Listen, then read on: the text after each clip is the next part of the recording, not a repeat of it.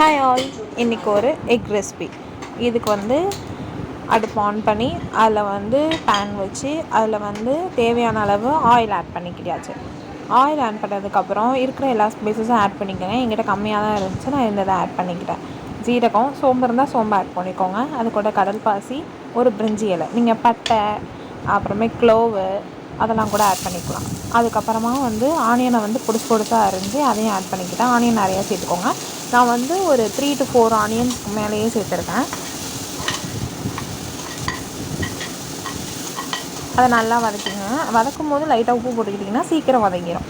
இப்போ அடுத்து மசாலாஸ்க்கு 1 spoon chilli powder, 1 spoon garam masala, 1 spoon தனியாத்தூள், கொஞ்சோண்டு உப்பு, அப்புறமே லைட்டாக பெப்பர் ஆட் பண்ணியிருக்கேன். இப்போ அதெல்லாமும் நல்லா வதக்கிடுங்க. அது நல்லா வதங்கினதுக்கப்புறமா 2 தக்காளியை நல்லா மிக்சியில் அடித்து அதையும் சேர்த்துக்கோங்க. அது கூட கொஞ்சோண்டு தண்ணி சேர்த்துக்கோங்க கிரேவிக்கு தேவையான அளவு.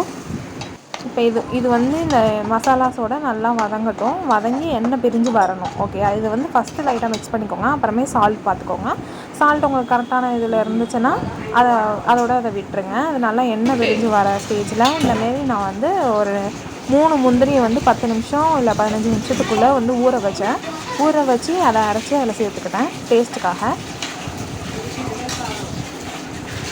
நீங்கள் தக்காளியை நிறையா சேர்த்துறாதீங்க. தக்காளி நிறையா சேர்த்தா தக்காளியோட டேஸ்ட்டு தான் என்ஹான்ஸாக இருக்கும்.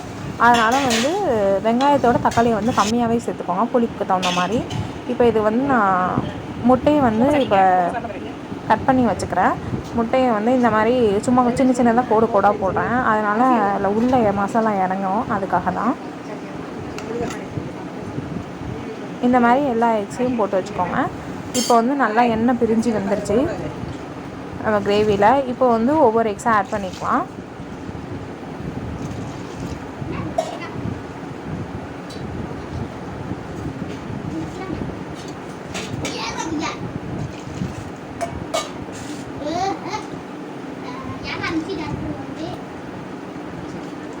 அவ்வளோதான். இப்போ எல்லா எக்ஸையும் ஆட் பண்ணிவிட்டு மேலே லைட்டாக மசாலாவை எடுத்து விடுங்க. இல்லைன்னா முட்டையை ரொட்டேட் பண்ணி விடுங்க.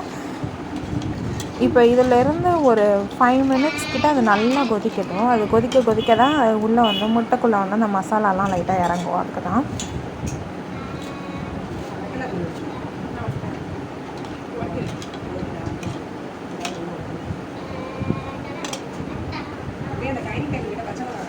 அவ்வளோதாங்க. இப்போ நம்ம சூப்பரான முட்டை கிரேவி ரெடி ஆகிடுச்சு.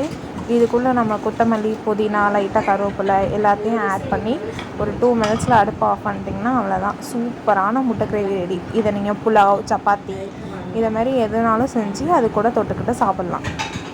தேங்க்ஸ் ஃபார் வாட்சிங். பாய்.